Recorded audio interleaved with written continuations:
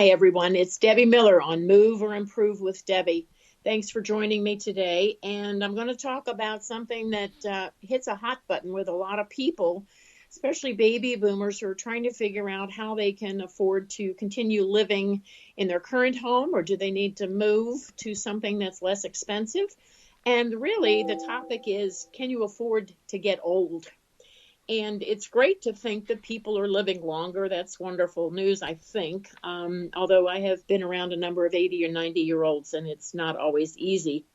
But Americans who are 65 today can live until 85 or older. And some of those will have many years of active living, but really more than half of them will need a high level of help with simple activities of daily living. ADLs is what we call them, like bathing, cooking, eating, and other activities that we take for granted if you're younger. So by 2050, the number of Americans who will need long-term care will double due to the baby boomers aging, of course. That's the obvious. And it's been estimated that 70% of adults over the age of 65 will eventually need long-term care and support services in some form. According to AARP, the American Association of Retired Persons, approximately 34 million, that's 34 million with an M, family members and friends, who are mostly women, provide unpaid care to older Americans.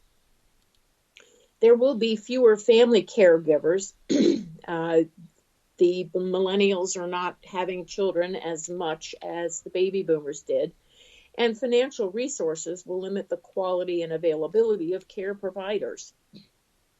It really is the elephant in the room, and not much is being discussed at a national level at this time, and that really does need to change.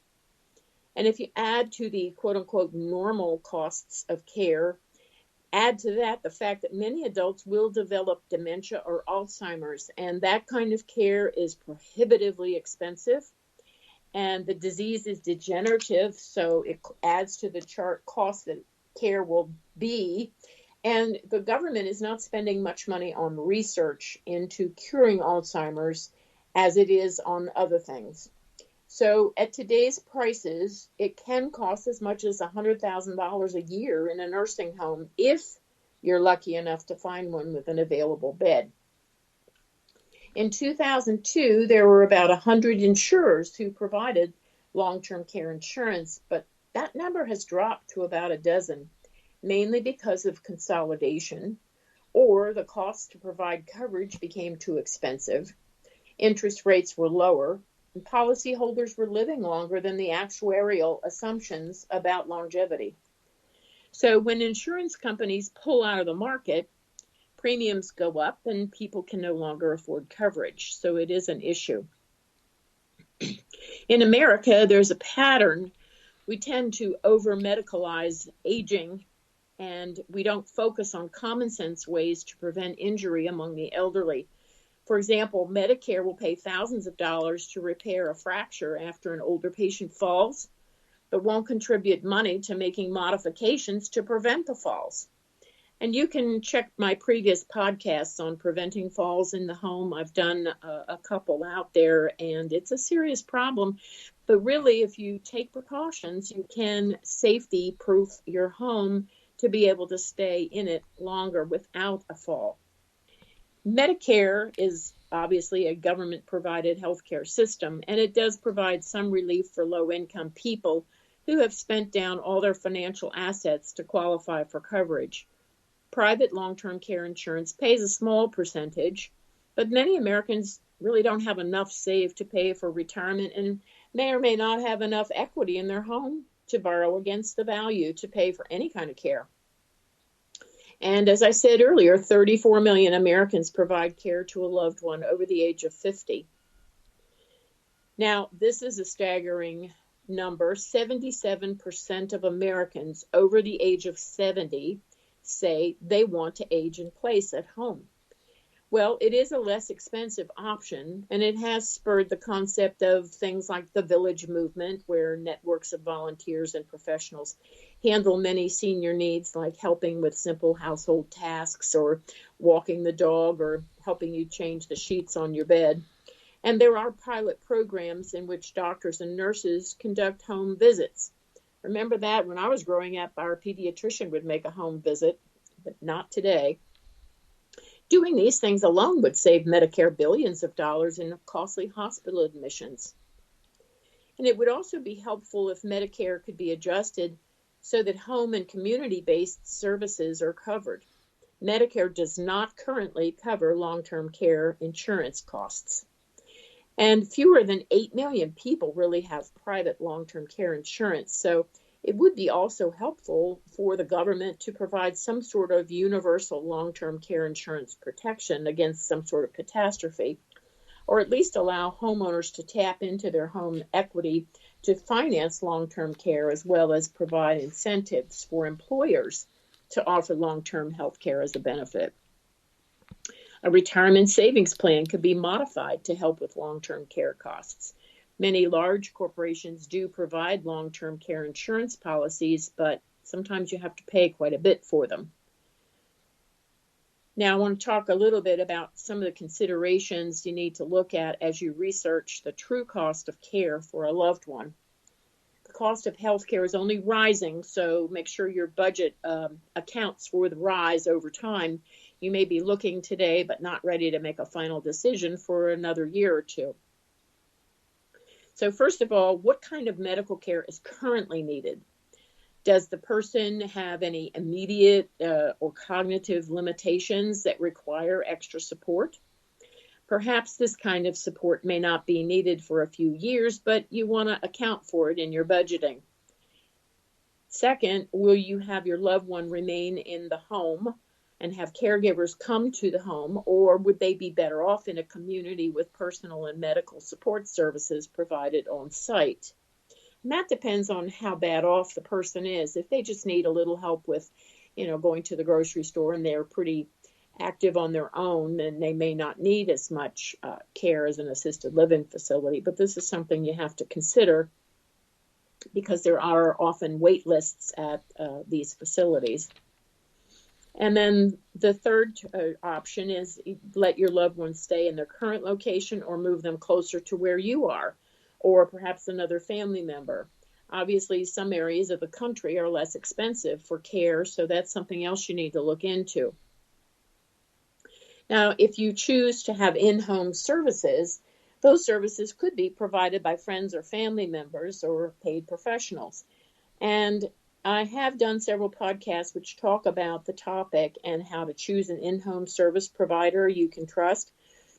So you might want to refer to those in more detail. Some of the services that might be needed are transportation, going to the grocery store or shopping, or running errands or going to the beauty parlor. The person may need help with preparing meals or eating. They may need reminders to take their medicine or to do physical therapy or exercise. Person may also need assistance in organizing or arranging social activities. Housekeeping, home maintenance, and repairs should also be included. Don't forget, the roof may start to leak and they may not know that, or they may not ever go down the basement as much because they don't want to do the steps. So things can happen in the basement and up in the attic, and you need to make sure that gets looked at. And you can check my podcast on doing a pre-listing home inspection. Joey Donofrino did a great program with me on the importance of doing inspections in order to age in place. And I know I go in and help people with a checklist showing what things we need to look at that might be dangerous or unsafe.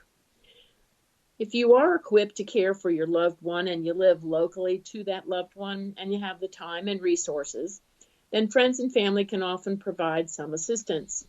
But don't forget, there's challenges to this as well. If you still have children at home who need to be transported to soccer or football practice, well, then you may be part of the sandwich generation without realizing it. The older parents need help, and the younger generation is competing for your attention as well. So you want to factor into your budget, cost of gasoline, time off from work, your own personal needs like losing sleep, getting exercise, eating properly, and the loss of time spent with your children or spouse. There will be an increase in unpaid work like housework, meal preparation, shopping, transportation, helping with medicine. You won't have as much time for social activity of your own. But here are some simple, inexpensive things you can do to help plan for aging with dignity and independence in the home. First of all, you want to talk to your family about what's important to you, the older parent, as you get older. What is important to you? I know my mother always said she never wanted to be a burden to her children, but what does that mean to the child? I mean, that's something you should really talk about. Second, you want to make a list of all your medications and keep it current. You can either keep it in your iPhone or make a list in your computer or write it down on a piece of paper so that whoever has to come in an emergency knows exactly what you've been taking. Third, you want to do a walkthrough of your home to ensure it's both safe and comfortable and make changes if needed. And I know when I go in, I have a little checklist that I use to help people review what they need to make changes in, if it's a simple thing like taking out scatter rugs or putting in lever door handles, things that are inexpensive to make it safe. That's what we want, having you safe in your home. Fourth thing you can do is find an activity that's fun for you and then do it. Some people like to play bridge. Other people like to do quilting or even play tennis or do exercising. The main thing is you want to find something that is fun for you and gets you out and socializing. And the fifth thing you can do is to prepare and post a list of people who can assist you. That could be a neighbor. It could be your doctor. It could be a relative. You want that information to be easily accessible so that someone coming in an emergency knows who to call. Sixth thing is you want to make a list of things you need help with and then ask for help if you need it. You may need help getting something down off of a tall shelf that could be put in another location to make it easier for you to reach. You may have things down the basement that really should be brought up and put someplace so you can reach them easily if you use them more frequently than you thought. 7, you want to review your finances. Are you prepared for the future costs of your own care? And that's something you would discuss with a financial advisor or your elder care attorney. They can help you with your financial picture and let you know what you can and can't do and what you can live on, how much you have to live on if you stay at home or move into a retirement community. The 8th thing you want to do is talk to your doctor about changes in your health. That includes your vision, your teeth. Do you have aches and pains that you didn't have before? Those kinds of things are very important, and your doctor can help you assess what might be wrong and may or may not give you medicine, but may be able to provide assistance in solving the problem. The 9th thing is to find out where your local senior center is and visit there often because they will have lots of activities for you and you'll meet other people in your neighborhood. It's a great feeling to be out and about.